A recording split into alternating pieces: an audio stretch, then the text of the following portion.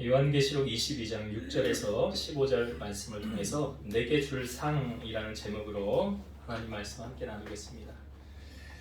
하나님은 모든 것을 다 하실 수 있습니다. 그런데 한 가지 못하시는 것이 있습니다. 뭘 못하시죠? 거짓말을 못하십니다. 민수기 23장 19절 보면 하나님은 사람이 아니시니 거짓말을 하지 않으시고 인생이 아니시니 후회가 없으시도다. 어찌 그 말씀하신 바를 행하지 않으시며 하신 말씀을 실행하지 않으시랴. 하나님이 하신 말씀은 반드시 이루어진다는 거죠. 이사야 55장 11절 내 입에서 나가는 말도 이와 같이 헛되이 내게로 되돌아오지 아니하고 나의 기뻐하는 뜻을 이루며 내가 보낸 일에 형통함이니라. 그래서 히브리서 말씀에 보면 하나님이 아브라함에게 대하여 하셨던 말씀을 다 이루셨잖아요. 그래서 하나님 거짓말을 안 하시고 말씀하신 바를 반드시 이루신다. 아브라함을 통하여 하늘의 별과 같이 바닷가의 모래와 같이 내 후손이 많아지리라 그 말씀이 이루어졌던 것처럼 하나님이 하신 말씀은 반드시 이루어진다는 거예요. 그래서 요한복음 1장 1절에 보면 태초에 말씀이 계시니라 이 말씀이 하나님과 함께 계셨으니 말씀이 뭐래요? 곧 하나님이시라. 그리고 말씀이 육신이 되어 이 땅에 오신 분이 바로 예수님이시죠. 요한복음 1장 14절에 보면 말씀이 육신이 되어 우리 가운데 거하시며 우리가 그의 영광을 보니 아버지의 독생자의 영광이요 은혜와 진리가 충만하더라. 우리는 성경의 말씀을 우리는 그대로 다 받아들이고 믿죠. 성경은 구약과 신약으로 나누어져 있습니다. 구약은 창조 세계부터 타락하여서 이 땅에 죄가 유입됨으로 말미암아 오실 메시아를 우리에게 소개하고 있죠. 그러니까 오실 메시아 예수 그리스도를 예견한 말씀이 구약이고, 신약은 죄로부터 매여 있는 인간을 죄에서 해방하기 위해 이 땅에 오신 예수 그리스도를 소개하고 어떻게 하면 구원을 얻는지를 알려주며 장차 우리에게 오실 예수 그리스도를 성경은 우리에게 알려주고 있습니다. 그래서 성경은 하나의 거짓도 없고 모든 사실만을 기록한 말씀이라는 거죠. 이 말씀이 얼마나 능력이 있습니까? 히브리서 4장 12절 하나님의 말씀은 살아있고 활력이 있어 좌우의 날선 어떤 검보다도 예리하여 혼과 영과 및 관절과 골수를 찔러 쪼개기까지 하며 또 마음의 생각과 뜻을 판단하나니 말씀이 살아있다. 그래서 이게 칼과 같아서 우리의 영과 혼을 관절과 골수를 찔러 쪼개서 수술을 시키고 새롭게 한다는 거예요. 우리의 심령을 변화시키는 것은 말씀이 한다는 역할이에요. 디모데후서 3장 15절에서 17절 또 어려서부터 성경을 알았나니 성경은 능히 너로 하여금 그리스도 예수 안에 있는 믿음으로 말미암아 구원에 이르는 지혜가 있게 하느니라. 구원에 이르는 지혜를 어떻게 우리가 알 수 있습니까? 성경을 통해서. 모든 성경은 하나님의 감동으로 된 것으로 교훈과 책망과 바르게 함과 의로 교육하기에 유익하니 이는 하나님의 사람으로 온전하게 하며 모든 선한 일을 행할 능력을 갖추게 하려 함이라. 성경을 통해서 교훈도 받고요, 책망도 받고 또 바르게 함과 의로 교육하기에 유익하다. 하나님의 사람으로 온전하게 하고 모든 선한 일을 행할 능력을 갖추게 하는 게 뭐래요? 성경이래요. 그래서 하나님은 우리에게 이렇게 말씀하셨죠. 내가 거룩하니 너희도 거룩하라. 내가 거룩하니 너희도 거룩하라. 그럼 어떻게 우리가 이 거룩한 생활을 유지할 수 있을까요? 그 답을 우리에게 성경이 알려주고 있습니다. 디모데전서 4장 5절 하나님의 말씀과 기도로 거룩하여 지민이라. 무엇으로 거룩해진다고요? 말씀과 기도로. 신앙생활을 아무리 강조해도 지나치지 않는 게 뭐냐? 말씀과 기도예요. 우리가 저번 주에 그 하나님과 어린 양의 보좌로부터 생명수의 강이 흘러 그 강이 가는 곳마다 나무들이 열매를 맺게 되었고 잎사귀들은 치료하는 재료로 쓰이게 되었더라. 그러니까 죽었던 것을 다시 살리는 능력이 바로 무엇이었습니까? 말씀이었다는 거예요. 그래서 에스골 골짜기에 많은 뼈들이 일어난 것도 에스겔 선지자를 통하여 말씀을 선포하라. 에스겔 선지자에게 이 뼈들이 능히 살겠느냐? 하나님이 아십니다. 말씀을 선포하라. 그 말씀이 선포되어지자 그 많은 뼈가 일으켜 군대를 일으키게 되었다는 거죠. 계시록 우리는 지금 마지막 장 22장을 보고 있습니다. 계시록 22장에서 가장 강조하는 말씀이 뭐냐면 강조하는 부분이 바로 하나님 말씀을 강조하고 있어요. 여러분 계시록 우리가 1장부터 살펴보았지만 계시록 1장 처음에 이렇게 시작하고 있어요. 예수 그리스도의 계시라. 그리고 반드시 되어질 일과 앞으로 다가올 일, 그것을 성경 우리에게 알려주고 있는데 계시록 1장 2절과 3절 보면 요한은 하나님의 말씀과 예수 그리스도의 증거 곧 자기가 본 것을 다 증언하였느니라. 이 예언의 말씀을 읽는 자와 듣는 자와 그 가운데 기록한 것을 지키는 자는 복이 있나니 때가 가까움이라. 성경에 누가 복이 있대요?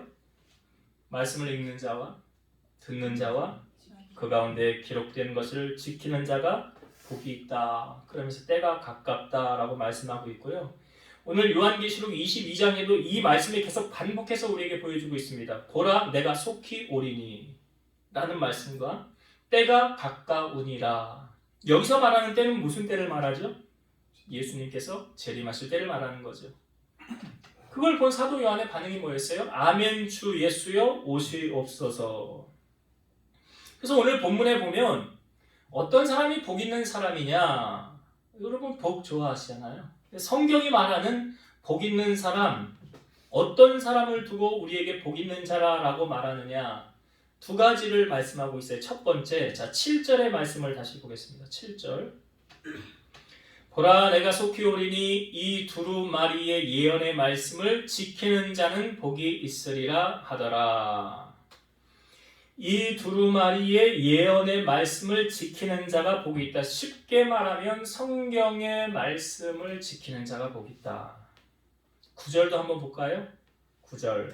그가 내게 말하기를 나는 너와 내 형제 선지자들과 또 이 두루마리의 말씀을 지키는 자들과 함께 된 종이니 그리하지 말고 하나님께 경배하라 하더라. 중간에 보면 이 두루마리의 말씀을 지키는 자들, 이 누구예요? 복 있는 자들이에요. 말씀을 지키는 자들. 10절도 보면 또 내게 말하되 이 두루마리의 예언의 말씀을 인봉하지 말라 때가 가까우니라. 두루마리의 예언의 말씀을 인봉하지 말라, 덮지 말라는 거죠. 그래서 성경에 복 있는 사람을 시편 1편도 이렇게 소개하잖아요. 복 있는 사람은 악인들의 꾀를 쫓지 아니하고 죄인들의 길에 서지 아니하고 오만한 자들의 자리에 앉지 아니하고 오직 여호와의 율법을 즐거워하여 그 율법을 주야로 묵상하는 자로다. 그 사람은 어떤 복을 누린대요? 시냇가에 심은 나무와 같이 철을 따라 열매를 맺고 그 잎사귀가 마르지 아니함 같으니 그가 하는 모든 일이 다 어떻게 된다고요? 그러니까 형통은 뭐 하는 사람에게 따라오냐? 말씀을 지키는 사람에게 형통이 따라오는 거예요. 말씀대로 사는 사람에게 형통이 따라오는 거예요. 여러분 성경에도 우리가 영적 싸움을 할 때 그 영적 싸움의 무기를 뭐라고 말하고 있습니까? 에베소서 6장에 보면 성령의 검 뭐예요? 하나님의 말씀이다.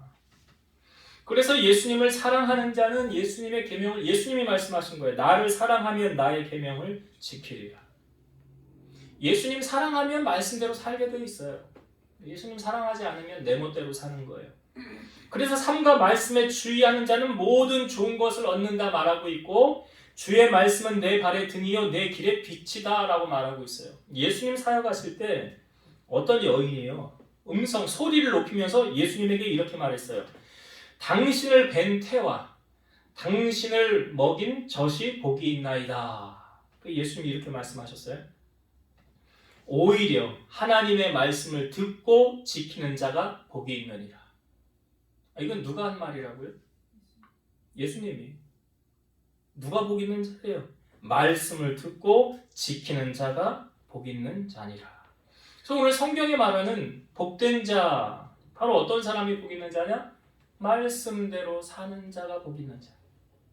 제가 그런 얘기 하잖아요. 신앙생활 아무리 연수가 길고 오래 해도 아는 것하고 사는 것하고는 다른 거예요. 아는 것하고 사는 거, 우리가 주일날 오전에 말씀 나누었을 때 내려놓음의 두 가지 예를 제가 말씀드렸죠. 아브라함과 또 한 사람 누구예요? 또 한 사람. 또 한 사람 누구 얘기했죠? 아는데 얘기를 안 하시는 거예요? 아니면 모르시는 거예요? 아브라함에게 너 아들 이삭 바쳐라 그랬더니 3일길을 가서 했잖아요. 아브라함은 순종했잖아요. 그게 뭐예요? 진정한 내려놓음을 보여주는 거잖아요. 또 한 사람은 누가 오잖아요. 예수님에게 어떻게 하면 영생 얻을 수 있습니까? 예수님이 너 계명을 알지 않느냐? 살인하지 말라, 간음하지 말라, 도적질하지 말라, 속여 빼앗지 말라. 저희가 어려서부터 다 시켰는데요. 돌아가려고 할 때 예수님이 그를 사랑하사 너 한 가지 부족한 게 있다. 야. 너 재산을 다 팔아서 가난한 사람들에게 주고 나를 따르라. 그리하면 하늘에서 보화가 내게 있으리라. 그 예수님의 말씀에 이 청년의 반응은요. 심히 근심하며 갔더라. 왜 그랬어요? 왜 근심하며 갔죠? 돈이 아까워. 심히 큰 부자라. 심히 큰 부자라. 그러니까 그거 예수님 말씀에 순종 못한 거 아니에요. 그걸 보면서 뭘 보여주는 거예요? 저 사람은 예수님보다 뭘 더 사랑하는 거예요? 그렇잖아요. 그러니까 못 내려놓는 거잖아요. 그러면 그 사람에게는 그게 뭐예요? 우상이잖아요. 그게 우상이라고요. 예수님보다 더 사랑하는 게 우상, 다른 게 우상이 아니에요. 그래서 이 사람은 내려놓음에 실패한 사람 인생 아니었습니까? 우린 진정한 내려놓음을, 그러니까 정말 내려놓을 수 있는 사람은 말씀에 순종하는 사람. 오늘 말하고 있잖아요. 복된 자가 누구냐? 그 말씀에 순종하는 자가 복된 자라. 이게 첫 번째. 하나님 말씀 지키는 자가 복된 자예요. 여러분들이 복된 자로 사시길 바라고. 두 번째로 어떤 사람이 복이 있느냐? 자, 14절의 말씀 봅시다. 14절. 자기 두루마기를 빠는 자들은 복이 있으니 이는 그들이 생명나무에 나아가며 문들을 통하여 성에 들어갈 권세를 받으려 함이로다. 여기 14절을 제가 현대어 성경으로 다시 읽어볼게요. 그 도시의 성문으로 들어갈 자격과 생명나무 열매를 먹을 권리를 얻으려고 자기 예복을 깨끗이 빨아 간수하는 사람은 행복하다. 이렇게 쉽게 우리에게 알려주고 있어요. 성문에 들어갈 자격, 또 생명나무 열매를 얻을 권리를 얻으려고. 이게 뭡니까? 생명나무에 나아가며가 뭐예요? 성에 들어간다는 게 어떤 의미예요? 천국 가는 거잖아요. 네, 그 말하고 있는 거잖아요. 자, 이 말씀을 좀 우리가 이해하기 위해서 예수님께서 천국에 관한 비유의 말씀을 해주신 게 있어요.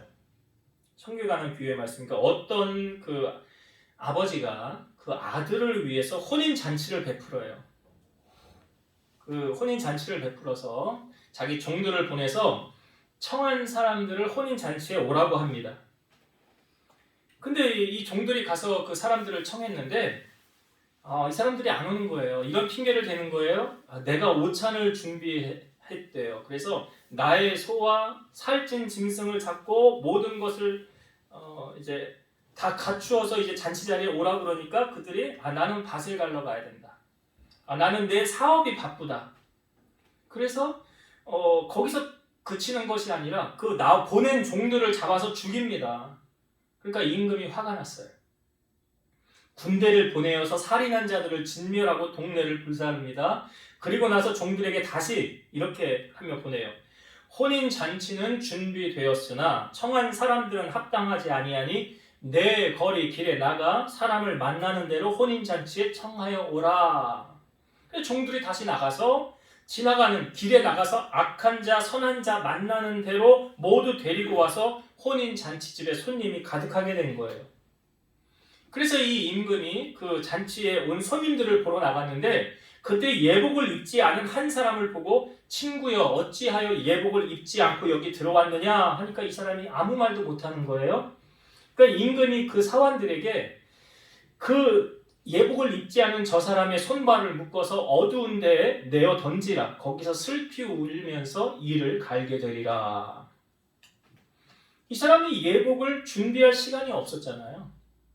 근데 여기 고대 근동 사회에서는 혼인잔치에 참석하는 손님들의 예복은 손님이 아닌 혼주가 직접 준비를 해둡니다. 직접 준비를 해둬서 예복을 준비할 필요는 없지만 예복을 입지 않으면 안 된 거예요. 그래서 만일 예복을 입지 않고 잔치에 참석하면 그 사람의 주인에게 무례를 행하는 것으로 간주되어서 잔치 자리에서 쫓겨나게 되는 것입니다. 이 비유를 예수님이 우리에게 해주시면서 오늘날 그러면 우리가 입어야 될 예복은 뭔가 알아야 되잖아요. 그걸 로마서에서 우리에게 알려주고 있어요. 로마서 13장 12절에서 14절. 밤이 깊고 낮이 가까웠으니 그러므로 우리가 어둠의 일을 벗고 빛의 갑옷을 입자.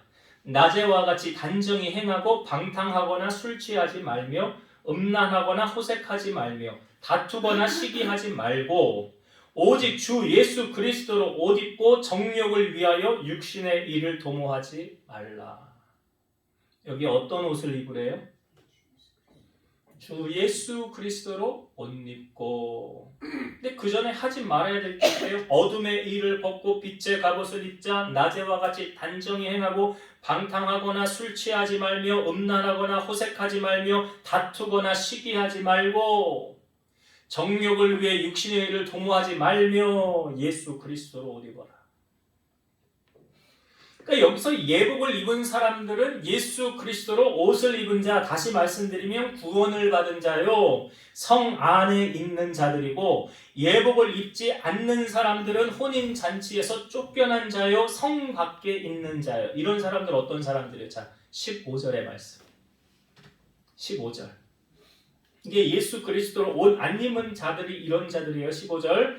개들과 점술가들과 음행하는 자들과 살인자들과 우상 숭배자들과 및 거짓말을 좋아하며 지어내는 자는 다 성 밖에 있으리라. 성 밖은 어딘지 아시죠? 어떤 사람들이 성 밖에 있어요? 개들과 점술가들, 음행하는 자들, 살인자, 우상 숭배자, 거짓말 좋아하며 지어내는 자. 이게 다 성 밖에 있는 자들이에요. 그러니까 그리스도 옷 입지 않으면 천국 가요, 못 가요? 착한 일 많이 한다고 천국 가요? 아니잖아요. 예수는 나의 구주로 영접해야 죄사함 받게 되는 것이고, 그러므로 말미암아 내가 하나님의 자녀가 되는 거잖아. 그러나 예수 그리스도 옷 입지 않으면 하나님 나라 갈 수 없다. 성 밖에 내쳐진다 라는 것을 오늘 말씀을 통하여 알려주고 있어요.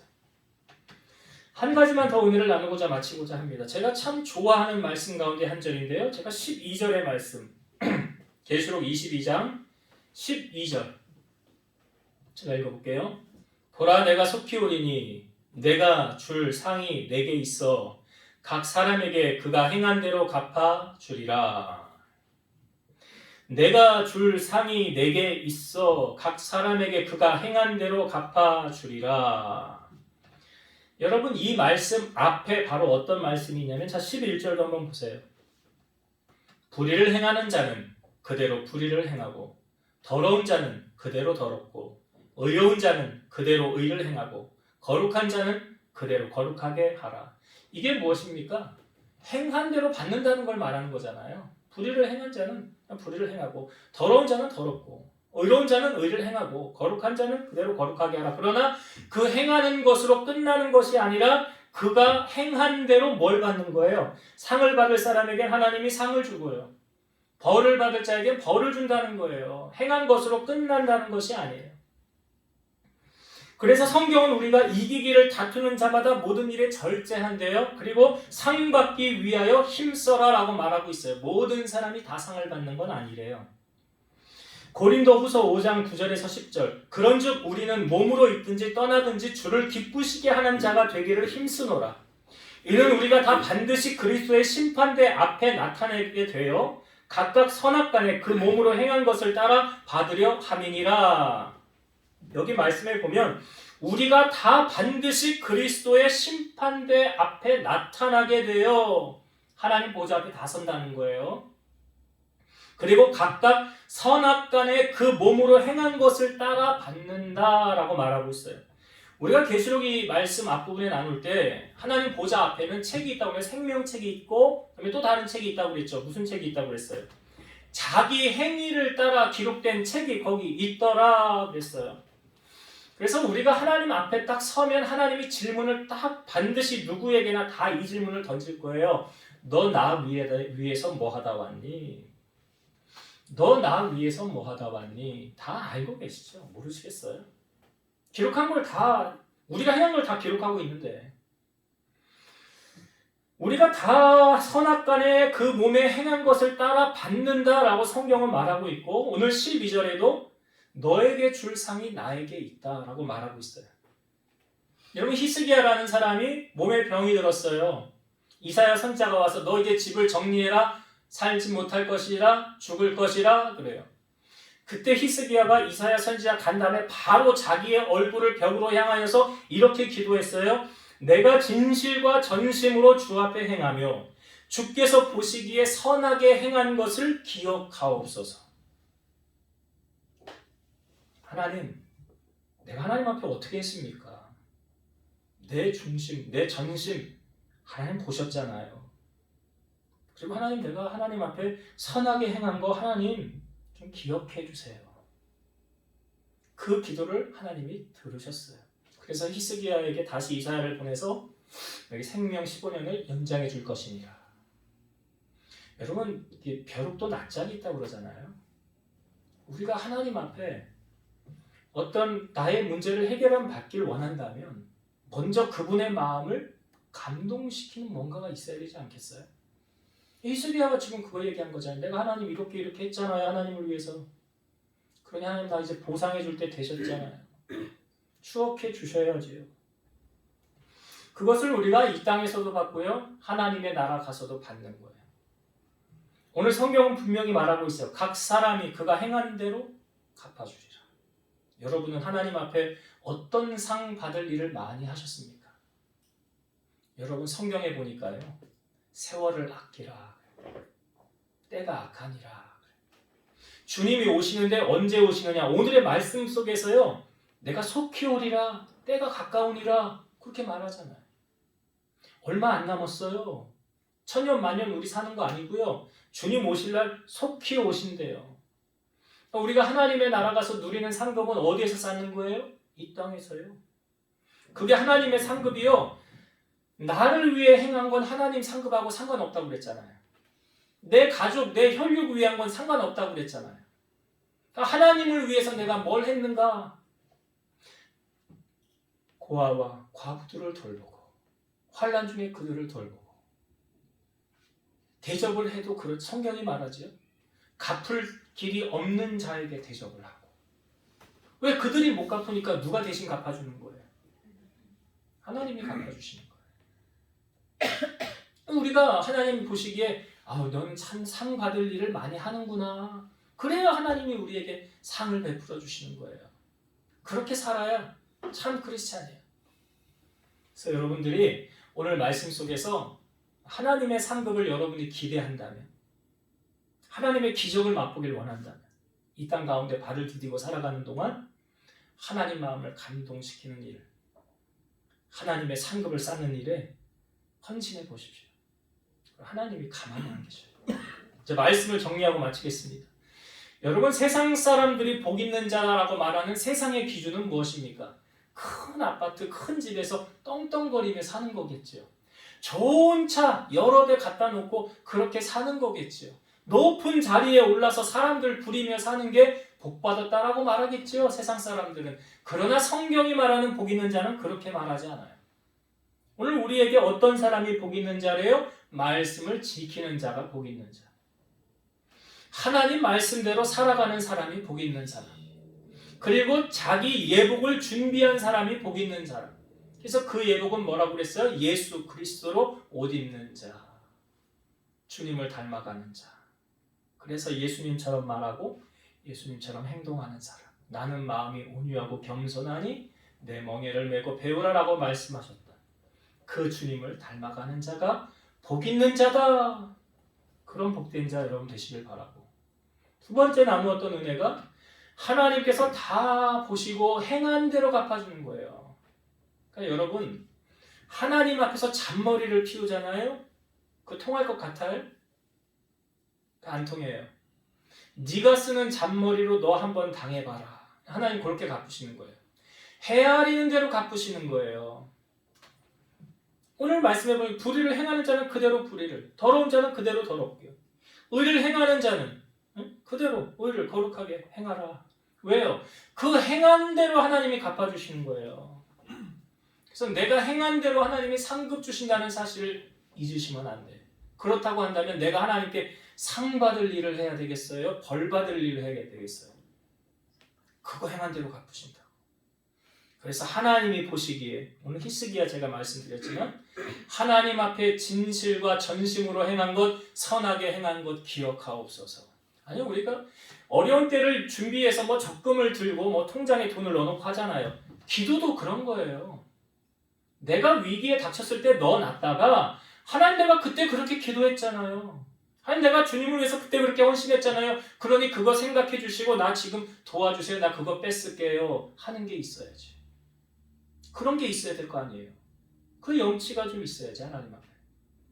그래서 하나님 앞에 상급을, 여러분 이 땅에 발을 들이면 언제까지 우리 살지 모르지만 상급 많이 쌓아놓으세요. 기억해 주셨다가 갚아주십니다. 하나님의 상급을 누리는 복된 자들이 되시기를 주의 이름으로 축원드립니다. 기도하시겠습니다. 살아계셔서 역사하시는 하나님 감사합니다. 오늘 성경이 말하는, 하나님이 우리에게 말씀하시는 복된 자는 성경의 말씀에, 하나님의 말씀에 순종하는 자요, 또 자기 예복을 준비하는 자가 복 있는 자라고 했습니다. 우리 주님께서 이제 구름 타고 다시 오실 때에 속히 오신다고 말씀하시고 때가 가깝다고 말씀해 주셨사오니 우리 성도들이 어둠의 일을 벗고 빛의 갑옷을 입고 예수 그리스도를 옷 입고 세상의 것을 버리고 주님 닮아갈 수 있는 선한 행실로 아름다운 상급을 쌓아 하나님께로부터 귀한 상급 누리는 우리 성도들이 다 되게 하여 주옵소서. 예수님 이름으로 감사하며 기도드리옵나이다. 아멘.